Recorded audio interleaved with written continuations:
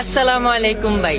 ভাই, ইতিহাসের বুকে এত বেশি কেউ কান্না করেনি যত বেশি কান্না করছেন আমাদের প্রিয় নবী। ভাই জানেন কার জন্য?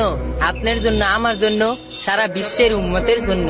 ভাই নবী তো আমাদের জন্য দুনিয়া তো কাঁদছেন, আবার পরকালও কাঁদবেন।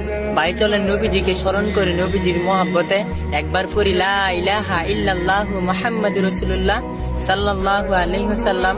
ভাই নবী বলছেন, কোন ভাই যদি খাঁটি দিলে কালেমা পড়ে, আল্লাহ তাআলা তার পিছনে সমস্ত গুনাহ মাফ করে দেয়। সুবহানাল্লাহ। ভাই আলহামদুলিল্লাহ আমি তো পড়ছি, ভাই আপনিও পড়ুন, অন্য ভাইদেরকে পড়ার সুযোগ করে দিন। আল্লাহ তুমি আমার ভাইদের জীবনে বরকত দান করে দিও, আমিন।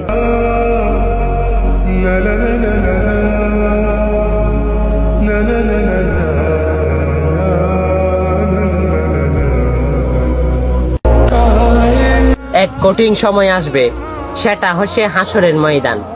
সেখানে কিন্তু আপনি কাউকে চিনবেন না, একমাত্র চিনবেন আমার প্রিয় নবীজিকে। আপনি কিন্তু আমার প্রিয় নবীজিকে 3 জায়গায় পাবেন। প্রথম জায়গায় হচ্ছে যখন আপনাকে ফেরেশতারা আপনার পাপ সম্পর্কে যখন মাপ দেওয়া হবে, সেই মিজানের পাল্লায় আপনাকে তোলা হবে। আর আপনি যদি গুনাহগার হন, সেই পাল্লা কিন্তু ভারী হবে।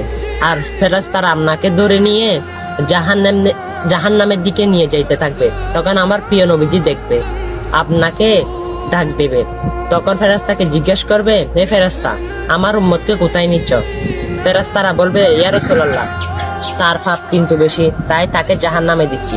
তখন আমার প্রিয় নবীজি আপনাকে আবার নিয়ে আসলো, এসে মিজানের পাল্লায় তুললো। আমার প্রিয় নবীজির আঙ্গুলটা আপনার পাল্লার মধ্যে দিল, আপনার নেকির পাল্লা ভারী হয়ে গেল। হ্যাঁ, সে মুসিবতের সময় একমাত্র আমার প্রিয় নবীজিকে পাবেন। আর সেই নবীজির হাদিসগুলো বাণীগুলো মানুষের কাছে পৌঁছাবেন, অবশ্যই সেই নবীর সুপারিশ আপনিও পাবেন।